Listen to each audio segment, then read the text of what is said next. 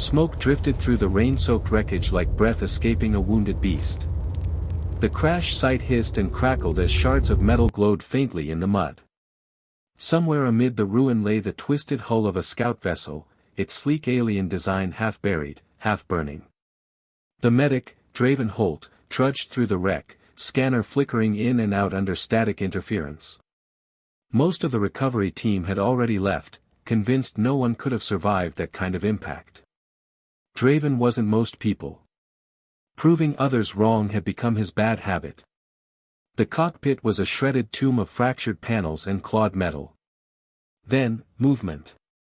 Beneath the collapsed harness, something shimmered, strands of violet hair, slick with rain, tangled around a pair of pointed ears. Draven froze. "Well, I'll be," he muttered. "Someone up there's got a sense of humor." The alien, clearly female, stirred weakly. Her skin, a dusky lavender, glowed faintly under the emergency lights. One golden eye blinked open, fixing on him with the cautious intensity of a cornered predator. "Easy," Draven said, raising his hands. "I'm here to help." The translator chip lagged, and in that heartbeat of silence, his open palms were apparently a threat. A low growl rumbled from her throat. "Great," he sighed, "first contact, and she already hates me." He eased closer, slicing through the straps pinning her down. The knife brushed her shoulder, she tensed, but didn't strike. Then a panel snapped free, striking his arm, and both of them yelped in unison. The absurdity of it broke the tension. For a second, they just stared at each other, soaked, smoking, and uncertain who was rescuing whom.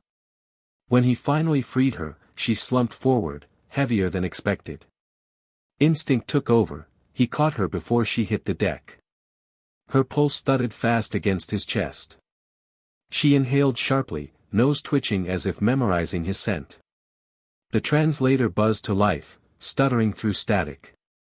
"You smell strange." "Strange good." "Maybe."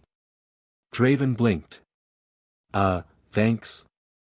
Dragging her through the wreckage was like guiding a drunken cat with opinions.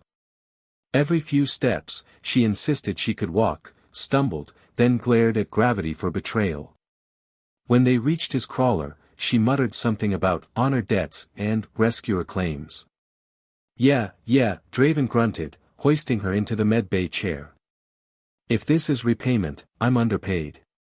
Under the harsh med lights, her tribal markings became visible, pale blue streaks curling like flames down her arms. Her hair shimmered between amethyst and silver when she turned her head.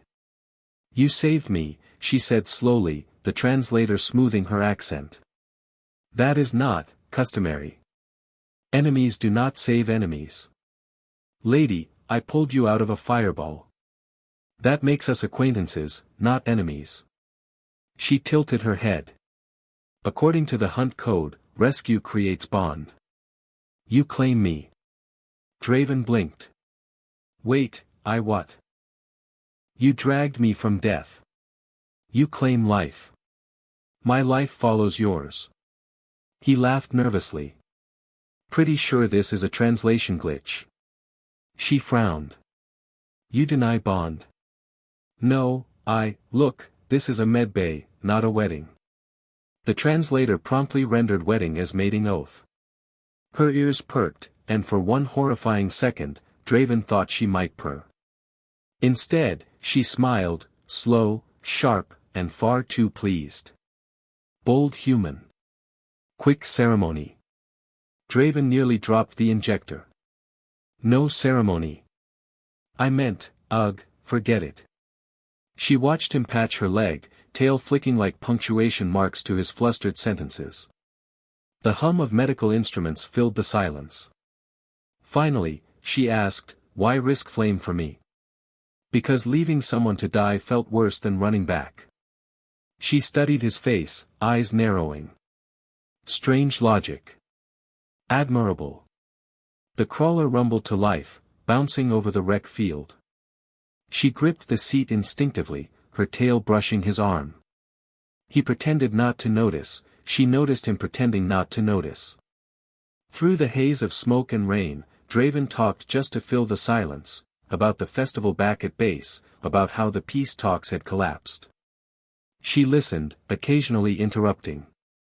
You burn food for celebration? Yeah. It's called barbecue. So fire is pleasure ritual, she said solemnly. That explains much about you. He decided not to correct her. By the time they reached the base, she was half asleep. Draven carried her again, lighter this time. Someone whistled. You adopting strays now, Holt? A mechanic joked. She followed me home, Draven replied. Confirmed, the alien murmured faintly. Laughter rippled through the camp. Draven smiled weakly, until his translator pinged, bond affirmation acknowledged. He froze. Wait, it logged that. Her lips curved faintly before she drifted back into sleep. You saved. I follow. Draven sat beside her bunk long after the others left, staring at the sleeping alien whose hair glowed faintly under the medlight. Fantastic, he muttered. Tomorrow, I'll have to explain to Command why my patient thinks we're spiritually married. Outside, rain tapped softly against the hull, slow applause from the universe. He leaned back, exhaustion sinking in, watching her tail curl like a question mark across the blanket. For the first time since the crash, he didn't feel alone. Morning filtered through the thin shutters, slicing the dim medbay into stripes of pale light. Draven Holt groaned awake to the sound of something clattering. Not the usual hum of machines, something deliberate. He sat up fast. The alien, who had introduced herself the night before as Kaylee's, was perched on his counter, tail flicking, reorganizing every piece of medical equipment into meticulous rows. She'd tied her purple hair into a loose braid with one of his cables. Morning, he muttered. You, redecorating? Kaylee's looked up with unnerving calm. Your storage logic is chaos. I fix. You're in my quarters. Yes. He sighed. Why? Cultural law, she said, dead serious. I sleep near protector. Safety proximity. That's not a law, that's an excuse. Her grin showed just enough fong to make him doubt that. You cannot disprove. Draven gave up arguing, poured 2 cups of rehydrated coffee, and handed her one. She sniffed it suspiciously. It smells like engine fluid. Pretty accurate. She took a sip, shuddered. You humans drink this voluntarily? It's tradition. Kaylee's considered that. Explains twitchy eyes. Before he could reply, his comm buzzed, a morning briefing. She perked her ears. We go. We. I follow. He rubbed his temples. Kaylee's, you're supposed to rest. I heal faster near bond. He choked on his coffee. We're not, ugh. Never mind. As they walked across the compound, heads turned. Humans, Kith, and even a few Vulpine envoys eyed them curiously. Kaylee stayed half a step in front of him, posture protective. At the command tent, the colonel gave Draven a look that screamed explanation required. She's my patient, Draven said quickly. Still under observation. Kaylee saluted with smooth precision. Human saved me. I serve until debt paid. The colonel muttered something about interspecies HR paperwork and waved them off. Fine. Keep her out of trouble. That was wishful thinking. By midday, Kaylee's had turned the camp into a sociology experiment. She inspected the mess hall. Too much salt. Not enough scent. She terrified the logistics bot by sniffing it and declaring it nervous prey. She nearly caused a diplomatic crisis by asking a Kith engineer if his multiple arms improved his mating efficiency. Draven followed her trail of chaos like a man sweeping after a hurricane.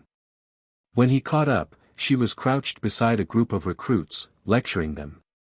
You grip like this, she said, demonstrating with a ration bar. Firm but gentle. Dominance without harm. Draven stepped in fast. Okay, training time over. Everyone go back to anything else. The recruits scattered. Kaylee's looked pleased. They learn. I'll be learning damage control for weeks, he muttered. By afternoon, he'd given up trying to control her. She followed him through his medical rounds, occasionally handing him instruments before he asked, like she could read his thoughts. When one wounded scout grumbled about antiseptic, she sniffed him once and declared, he complains because he fears healing. The scout shut up instantly. During a lull, she perched on a crate beside Draven, tail swaying idly. Your people build walls, she mused. Even in open air. Always fences, rules, words. Keeps things apart. Walls can protect too, he said. Her golden eyes studied him. Or they stop touch. He didn't have an answer to that. As dusk bled over the horizon, he found her curled near the heating vent, half asleep but alert, ears twitching with every sound. You watch even when you rest, he said softly. Old habit, she murmured. Trust comes slow. Except, she met his gaze, with you, it runs ahead of me. He swallowed. You don't even know me. I know scent of someone who drags another from fire without fear, she said. That tells enough. Draven looked away, fussing with instruments. You really think I claimed you? Think? No. Feel. Her voice softened, and the translator added a faint purr, as if embarrassed by its own tone. Draven cleared his throat. You're impossible. She smiled.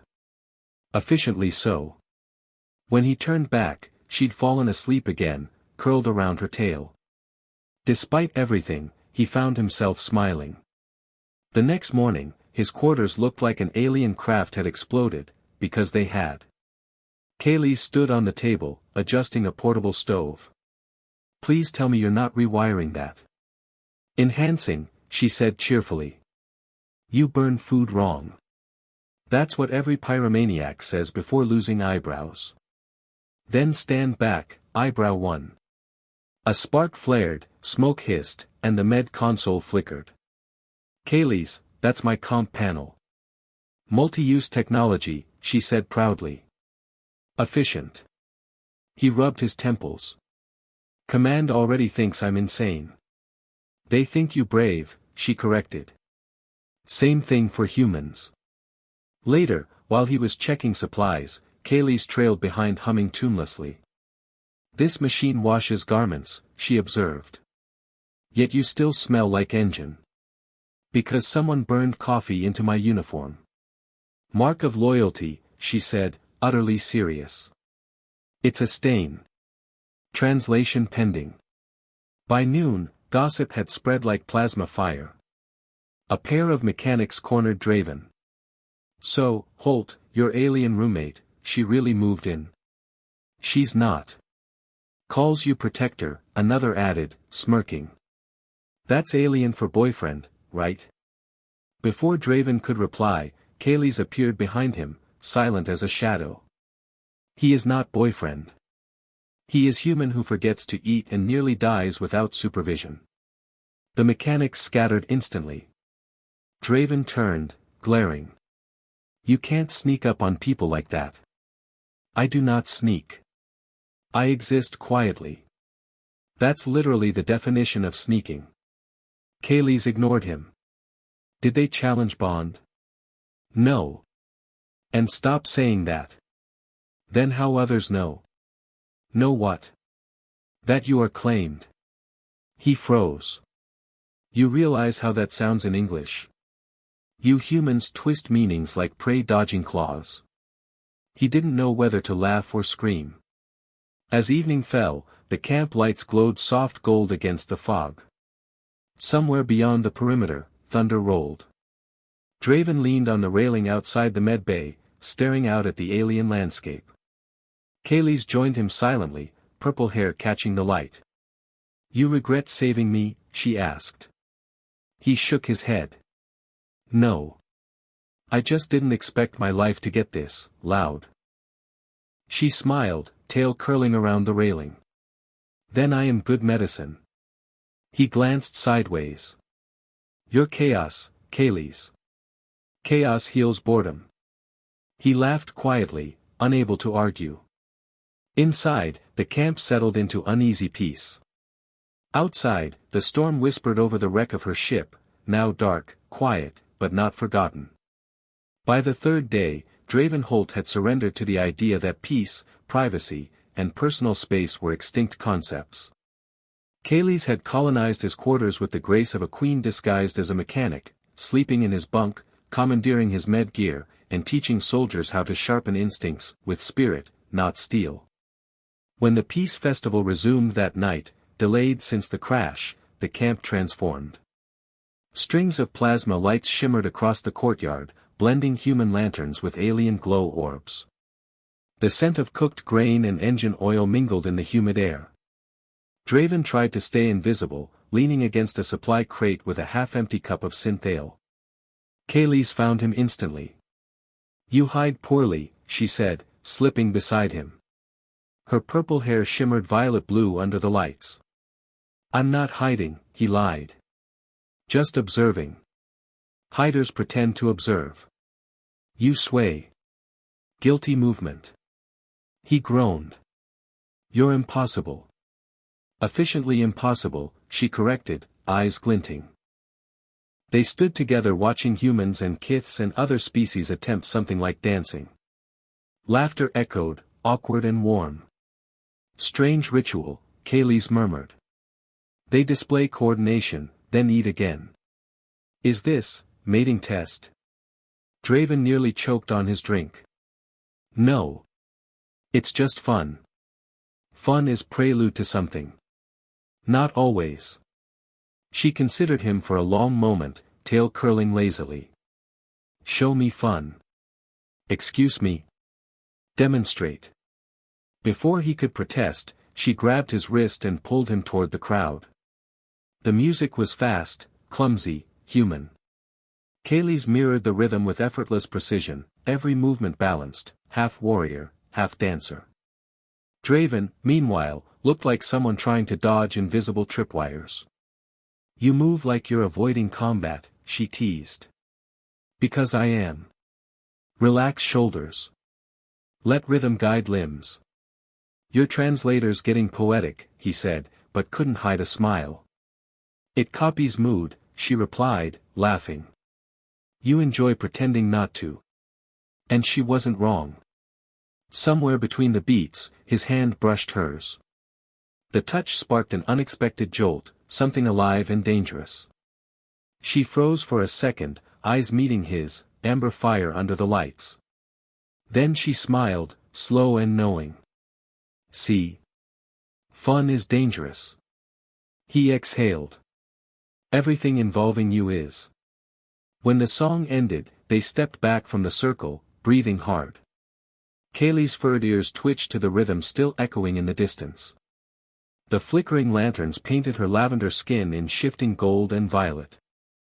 You hide laughter like weapon, she said softly. Use it more. Disarms many. He studied her, her teasing calm, her unguarded curiosity. You sure you're not still concussed? Maybe. You check later. That sounded inappropriate. Only if you wish it, she purred. He turned away, muttering, I walked into that one. They found a quieter corner near the fire pit, where smoke curled skyward in thin ribbons. Kaylee stared into the flames, her eyes reflecting the light. Your people burn light to remember peace, she said. We burn to chase darkness away. Both chase the same shadow. Guess we're not so different, then. Except your kind runs toward danger. And yours? We run with it. Silence stretched between them, but it wasn't uncomfortable anymore. He realized, suddenly, how close she was, how the glow from the fire haloed her purple hair, how her tail occasionally brushed his boot like punctuation to some unspoken sentence. Kaylee's, he said quietly, when you talk about bonds and claims, is that real to you, or just custom? She turned her head, expression unreadable. Once, it was law. Now, it is choice. Her tone was so calm that it almost masked the tremor beneath it. My people teach that a bond formed in flame cannot be undone by water or word. I should fear that. But I don't. Draven stared at her, trying to find a joke to defuse the weight of her words, but nothing came. Instead, he said, softly, you're rewriting my definition of trouble. She smiled faintly. Then you adapt fast. Later, as the festival wound down, they wandered through the camp. The laughter and light faded behind them. Above, twin moons glowed faintly through the haze.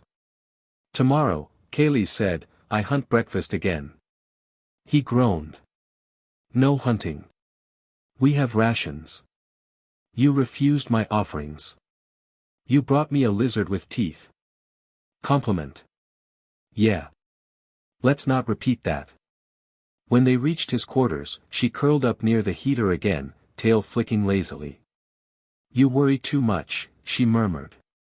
You cause most of the worrying. Then I am productive. He couldn't help smiling. Good night, trouble. Good night, claimed one. He rolled his eyes but didn't correct her. The air smelled faintly of smoke, ozone, and something alive, something new.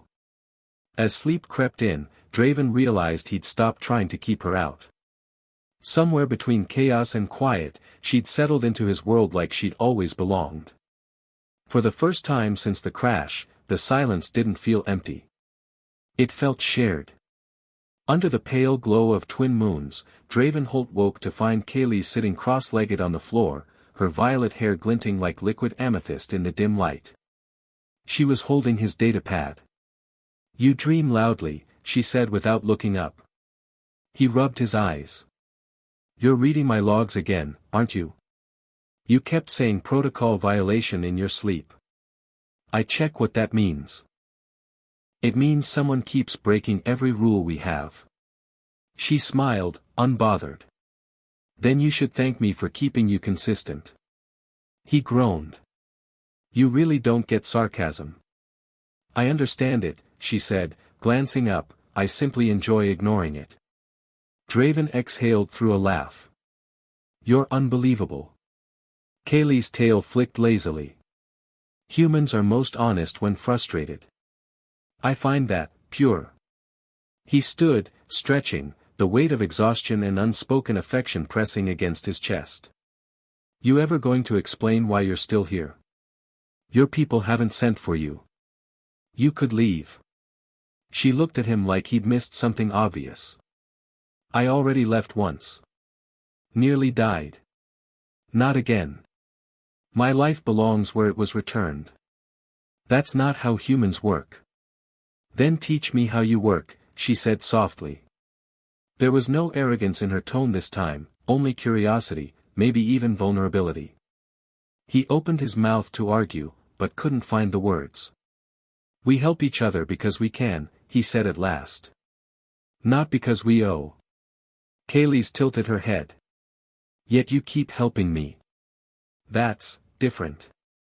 Then I keep staying. Different too. Draven chuckled despite himself. Your logic's a trap. She stepped closer, eyes gold and steady.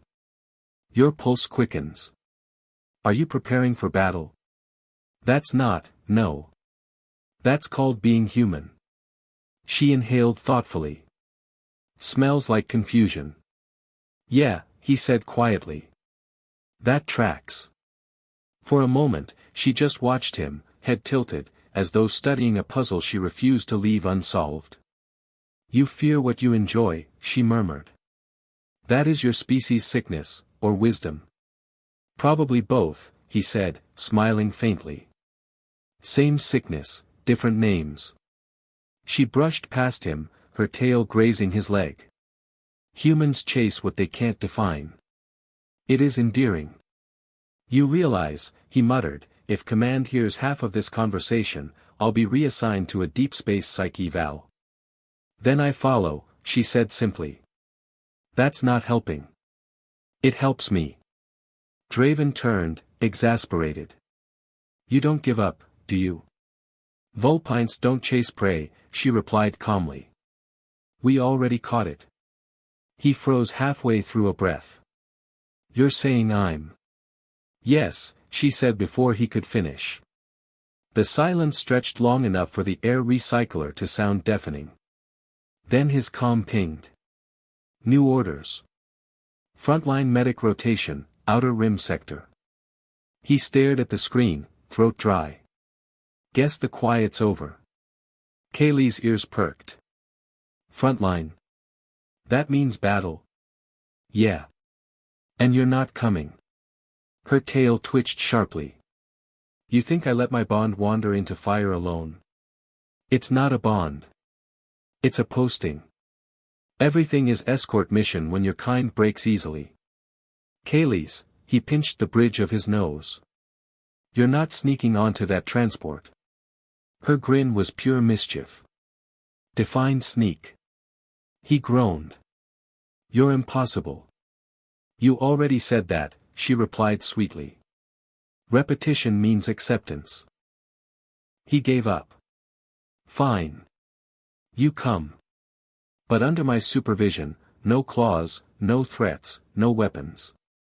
Under your supervision, she echoed, tone deliberately teasing. Don't start. Too late. The flight to the rim was long, the kind of silence that hummed with everything they hadn't said. When the transport finally touched down, Kaylee's was already moving, helping unload, scanning wounded, claiming half the medbay as her nest.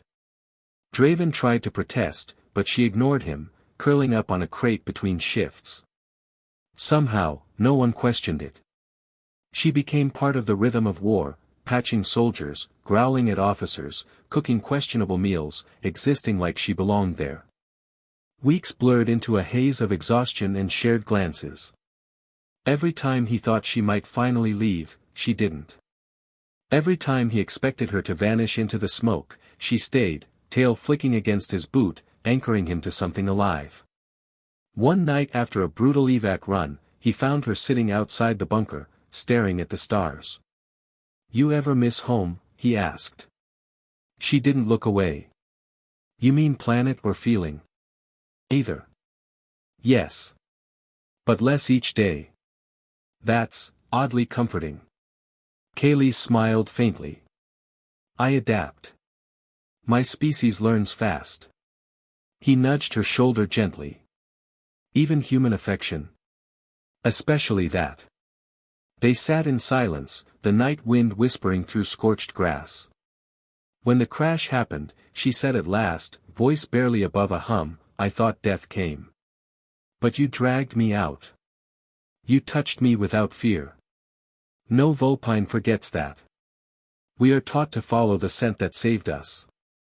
He looked at her, the weight of it sinking in. You think that's instinct? It was, she admitted. Now, it is choice. For once, he didn't deflect. Didn't hide behind jokes. He reached out, brushed her hand. Then maybe I choose to, too. Her ears twitched, surprise flashing into warmth. Finally, human logic improves. He laughed softly. Careful. I might start thinking you're right. I am always right, she murmured. You just take longer to arrive. They sat together under alien stars, the war distant, the silence fragile but real. Kaylee's leaned her head against his shoulder, tail curling around them both like a living thread. Still following me home, he said quietly. Always, she whispered. Until you stop running from it. And for once, he didn't run. When dawn came, the camp stirred. Draven woke to find her still beside him, eyes half-lidded, expression calm. You dream quieter now, she said softly. Guess I finally stopped fighting it. Then we both survived. He smiled. Yeah. Together. Together, she echoed, testing the word as if savoring its taste. Her tail brushed his hand once more, soft, deliberate this time. He didn't pull away. The horizon flared gold, and for the first time since the crash, Draven realized he didn't want to be anywhere else. So that's how a burned-out medic and a stubborn alien with purple hair turned a battlefield rescue into something much stranger, and maybe braver, than love. They never got a ceremony, no vows, no speeches. Just the quiet rhythm of two people who kept saving each other, one small moment at a time. Kaylee's never did stop calling him her, claimed one. Draven stopped arguing. Maybe because, in the end, she was right. Some bonds aren't forged by law or language, they happen when instinct meets choice, when two lives crash and refuse to separate afterward. The wreck that started it all is still there somewhere, buried beneath moss and silence. Soldiers say you can hear laughter near it at night, hers, probably, teasing him from wherever the stars carried them next. If you made it this far, thanks for listening to their story. If you enjoyed it, well, do what humans do best, hit that like button, share it with someone who'd follow you into chaos, and subscribe for more cosmic tales of accidents that turn into destinies. And remember, sometimes, what crashes isn't the end of something. It's just where the real story begins.